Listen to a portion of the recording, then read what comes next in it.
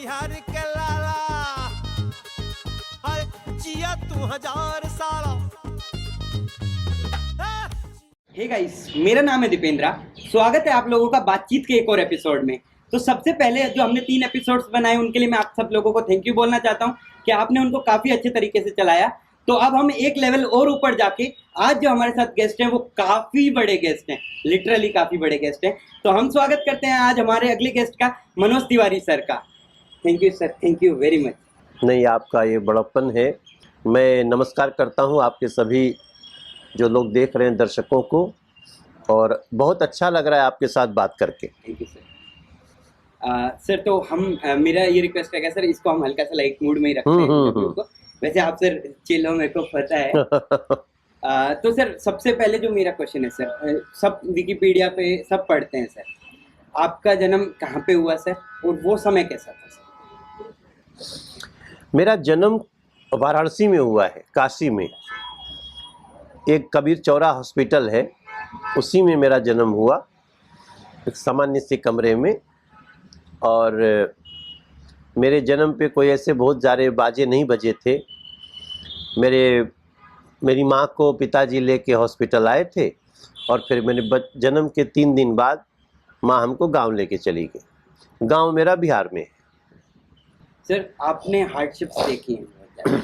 मैं आपका एक इंटरव्यू देख रहा था सर, स्कूप वूप के साथ, जो संदीश भाटिया हैं उनके साथ में। तो आपने बताया था कि उस टाइम पे इतनी हार्डशिप्स थी कि आपके जब फादर की डेथ हुई तब फोटो तक के आपके पास नहीं थी, फोटो तक नहीं है आपके पास।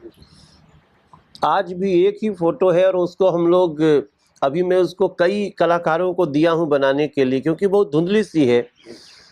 तो अब ऐसा ही रहा। मेरे घर में एक हमारे भैया हैं, इंजीनियर हैं, अभी वो जस्ट दिखाया उन्होंने कि एक फ़ोटो लिया था जिसको हम बड़ी कराने की कोशिश कर रहे हैं।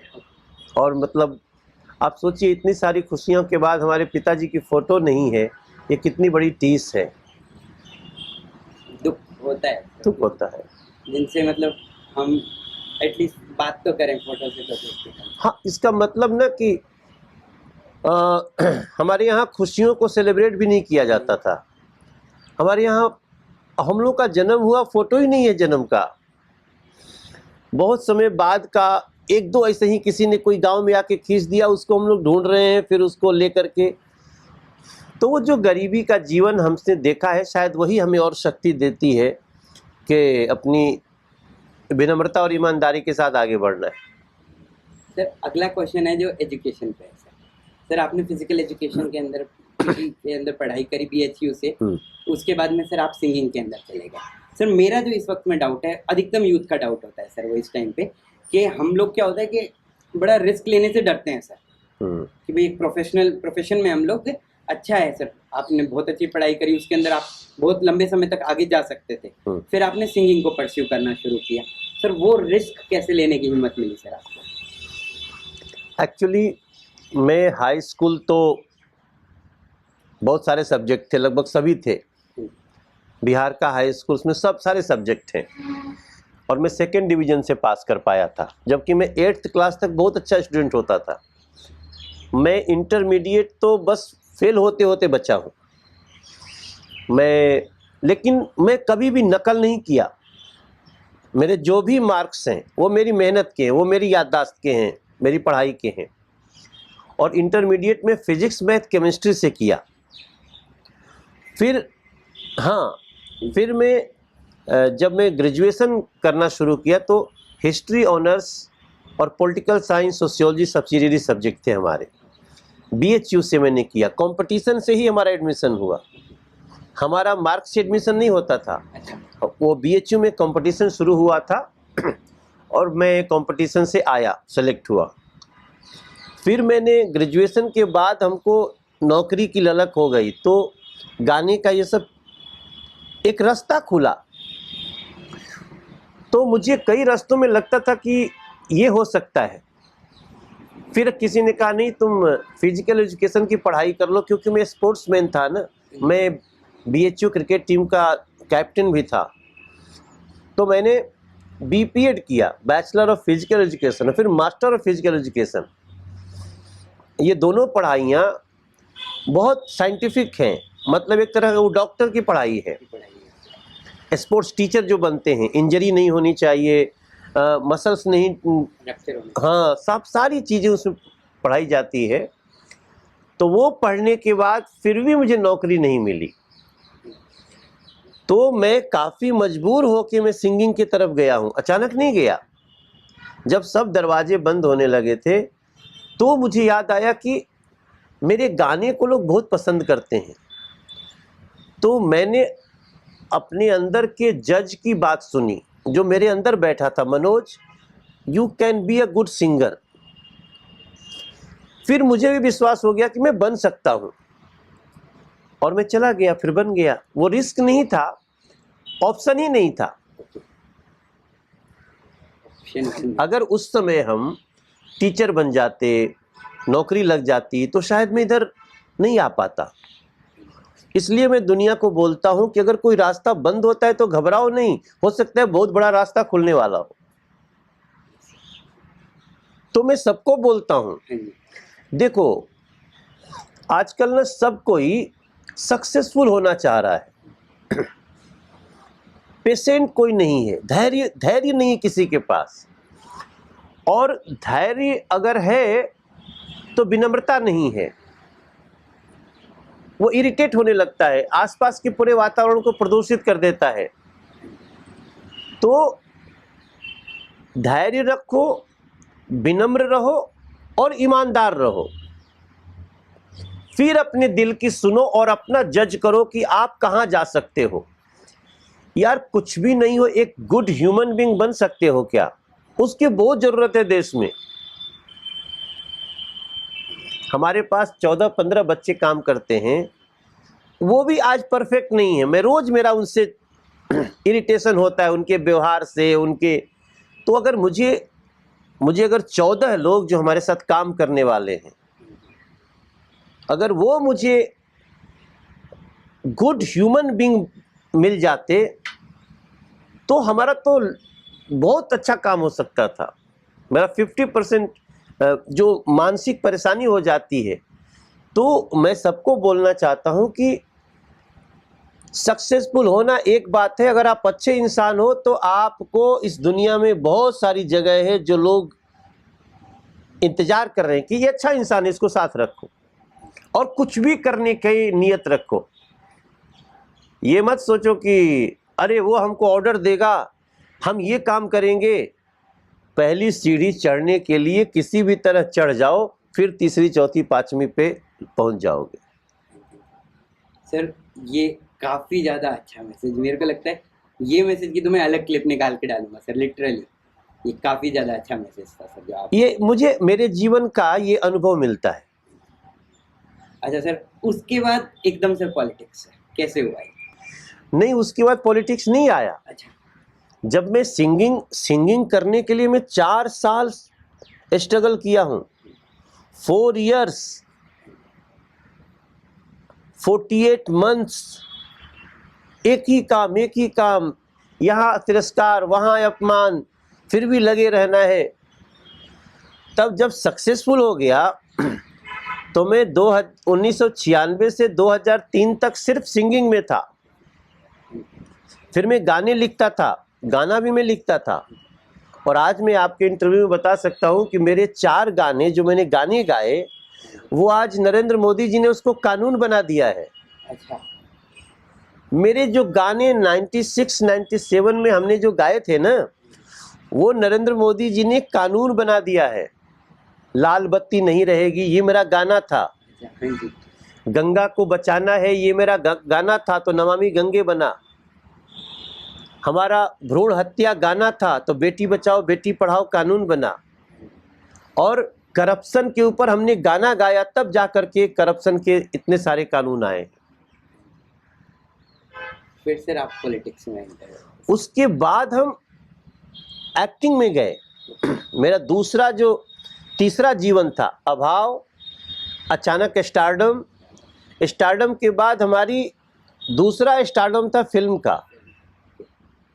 फिल्मों में गया मैं 2003 में, और मेरी पहली फिल्म बहुत बड़ी हिट हो गई।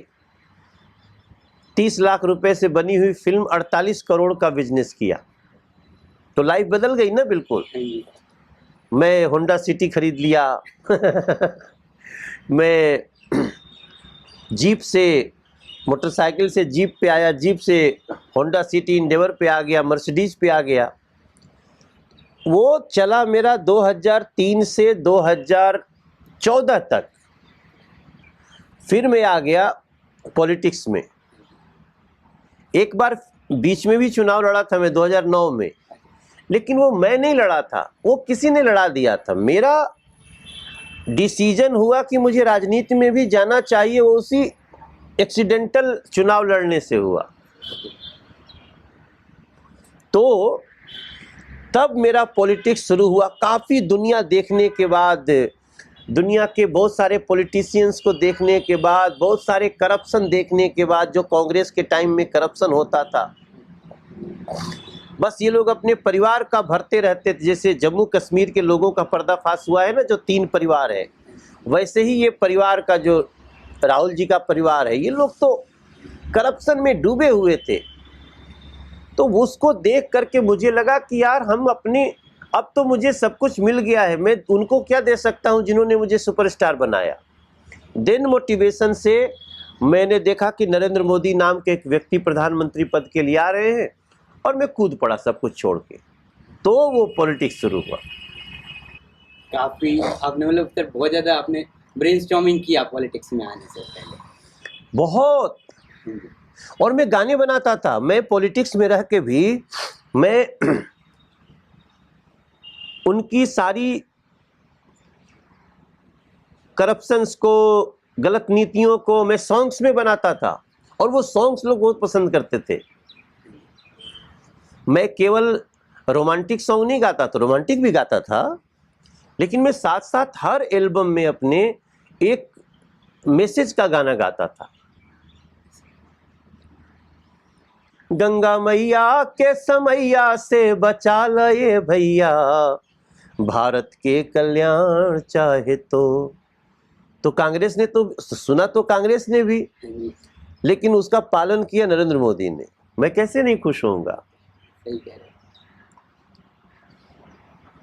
अच्छा सर, अगला जो मेरा क्वेश्चन है, सर आप स्पोर्ट्स में रहे, आपने एक बार पार्लियामेंट में स्पीच भी दिया था कि बेनिफिट्स ऑफ फिजिकल एजुकेशन, क्या क्या हेल्थ बेनिफिट्स होते हैं, मेंटल बेनिफिट्स होते हैं किसी की भी जिंदगी में। सर इस वक्त मैं आपसे कंप्लेन करना चाहूंगा सर। करिए। मैं सर पैरा स्पोर्ट्स प्लेयर हूँ, नेशनल स्विमिंग चैंपियन हूँ सर मैं। मेरे पास 2 मेडल नेशनल में है, 3 मेडल स्टेट में है इस टाइम पे। बट सर उसके बाद में सर ये बहुत ज्यादा डार्क सीक्रेट है, आगे बढ़ने के लिए मेरे से मांगा गया सर। अच्छा, मैं आपको बाद में बताऊंगा सर, इंटरव्यू के बाद में, उन कुछ व्यक्तियों का नाम, तथ्यों का नाम। बट सर ये कब की बात है? 2017। तो आपने किसी को कंप्लेन नहीं किया? कोई अथॉरिटी नहीं थी कंप्लेन करने। मुझे बता देते। सर आज बताता हूँ सर, मैं आपको, आज मौका मिला मुझे मिलने का। आप मुझे बताओ। तो सर आप मुझे बताओ पैरा स्पोर्ट्स को, स्टेट को, क्योंकि इस वक्त हमारे देश में काफ़ी सारे ऐसे प्लेयर्स हैं जो कि काफ़ी सारे एक्सीडेंट्स के बाद कुछ पार्ट्स उनके दिक्कत हो गई, उनको डिसेबिलिटी आ गई, या फिर कुछ लोग बचपन से ही, क्योंकि सिस्टम ऐसा ही चलता है कि भाई माल न्यूट्रिशन बहुत ज़्यादा हमारे देश को डोमिनेट किया एक टाइम पे। तो सर पैरा स्पोर्ट्स के लिए गवर्नमेंट क्या कर रही है सर इस टाइम पे, या क्या करना चाहिए आपके हिसाब से? देखिए, मैं एग्जैक्टली नहीं क्या क्या कर रही नहीं बता सकता, लेकिन हम, मोदी सरकार का पैरा स्पोर्ट्स पे बहुत ध्यान है। पीएम हर वो सुविधा देना चाहते हैं और हर वो बाधाएं दूर करना चाहते हैं। हमने वैसी पॉलिसी भी बनाई है।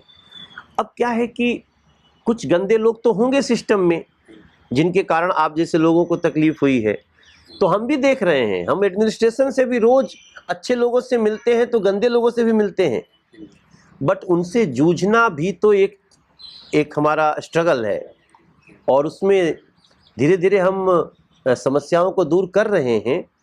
लेकिन पैरा स्पोर्ट्स के लिए जितनी चीज़ें हैं वो मैं इंटरव्यू में पूरा नहीं बता सकता, बट आप जिस दिन कहेंगे मैं लेके बैठूंगा, और अगर कहीं इरेगुलरिटीज हो रही है तो मैं आपके साथ मिलकर उसको दूर करूँगा। Thank you sir.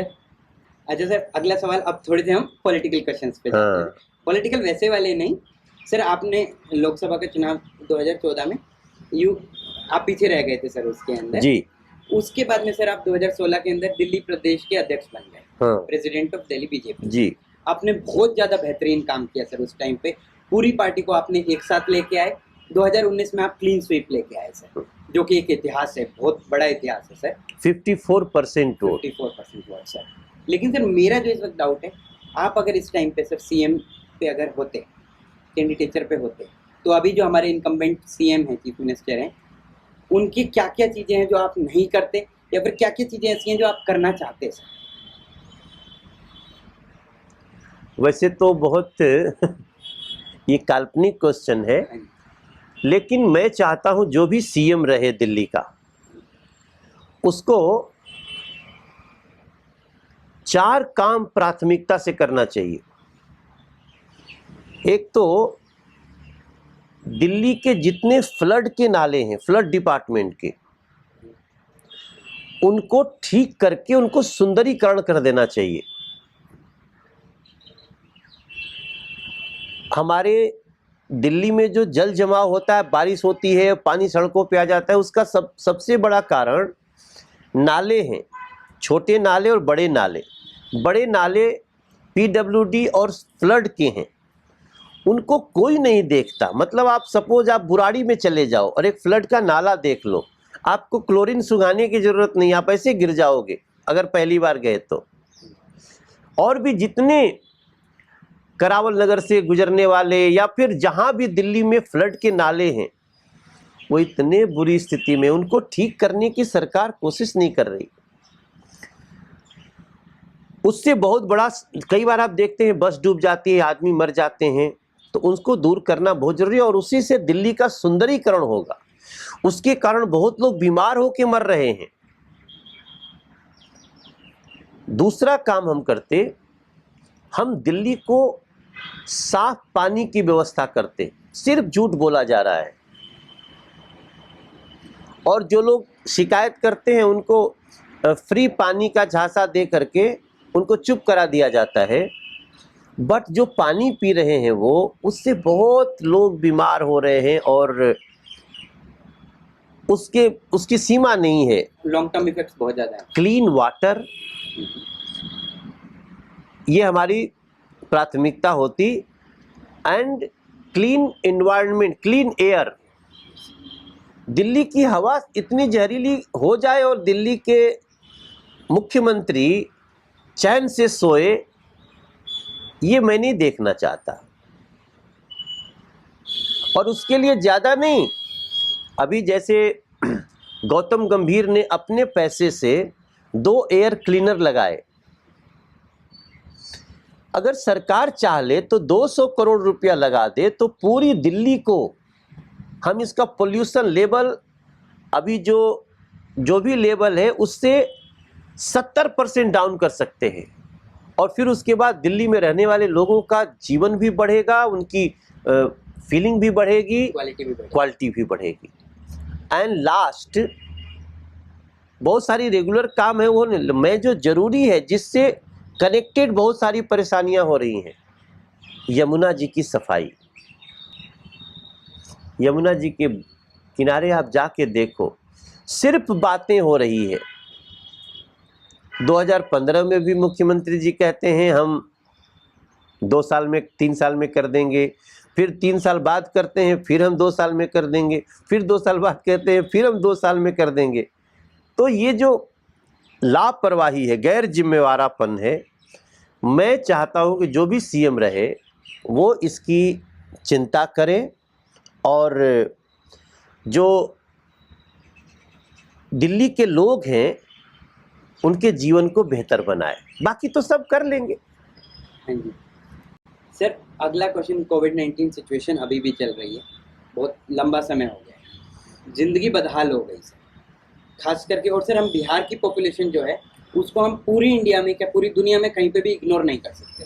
चाहे वो आप सिविल सर्विसेज ले लो, चाहे वो डेली वेज लेबर ले लो।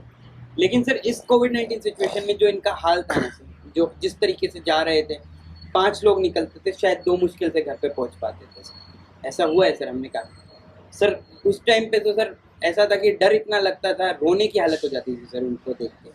वो जो पैदल जाते हुए सर आगे ऐसी सिचुएशन, क्योंकि सर ये सारी चीजें हैं जो ये वायरस वगैरह आना चाहिए, मैन मेड हो चाहे वो नेचुरल हो, ये सिचुएशंस कभी ना कभी आती रहेंगी और देश को डट के उसका मुकाबला करना पड़ेगा। लेकिन आगे सर ऐसा उन पॉपुलेशन के लिए जो हमारे लिए सब कुछ है, वो लोग जो कि शायद हमारे दिल की तरह हैं, हमारी हर बीट के अंदर है सर, उनके लिए सर आगे ऐसे स्ट्रगल ना आए तो क्या करना चाहिए सर आपके? देखिए, इसमें बहुत सारी फैक्टर्स ने काम किया। हमारा भी दिल दहला जब वो लोग पैदल निकल गए, लेकिन पैदल निकलने की ज़रूरत क्यों पड़ी? पैदल निकलने की ज़रूरत इसलिए पड़ी कि लोगों को लगा खाने को कहाँ से मिलेगा, और कई बार लोकल लोगों ने अफवाह फैलाया कि गांव में बचेंगे। भाई, कोरोना से बचने के लिए वो कोरोना के चेन को तोड़ना था। तो जो भी बड़े बड़े शहरों से जो लोग निकले हैं, वो दर्दनाक तो था ही, बहुत ही दिक्कत भरा था, लेकिन इसके बाद भी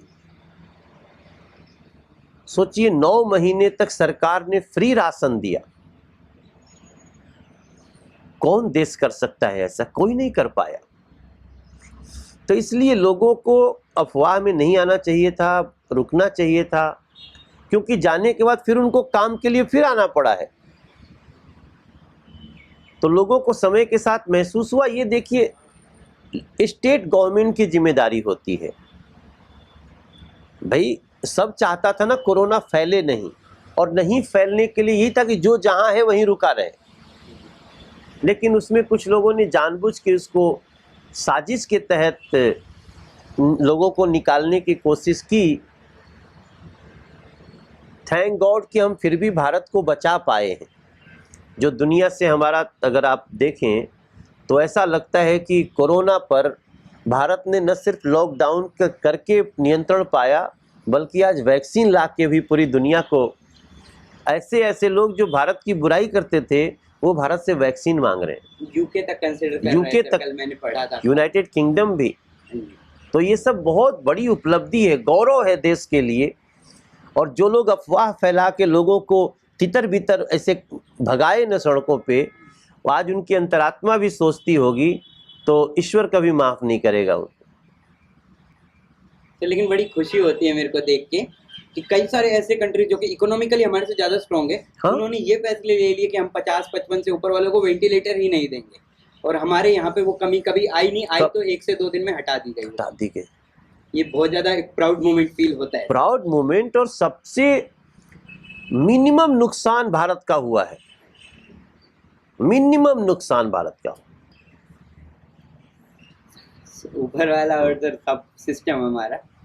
अच्छा सर, आखिरी 2 मिनट और लेऊंगा सर। सर इस टाइम पे बिहार में जैसे जो चल रहा है, अभी डाटा का इशू आया सर, बिहार के अंदर सुशील मोदी जी के बाद में कोई एक ऐसा नेता नहीं है जो नेशन वाइड पे इतना स्ट्रांग हो। सर आपको क्या लगता है सर, बिहार के अंदर कोई ऐसे नेता आने चाहिए? क्योंकि सर सिस्टम बिहार का आप जानते हो सर, जो चल रहा है वो सेंटर की तरफ से इस वक्त बैकबोन पे चल रहा है। इंटरनल सिस्टम सर कहीं ना कहीं कोलैप्स है सर, चाहे वो फ्लड्स हो, चाहे वो खाना पीना हो, चाहे वो लोगों की हेल्थ हो, स्कूलिंग हो, हर चीज़ में सर बिहार।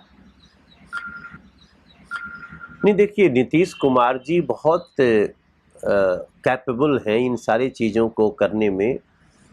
और इस समय बिहार की, मैं बिहार का हूँ ना, तो बिहार में बहुत सुखद परिवर्तन हुए हैं।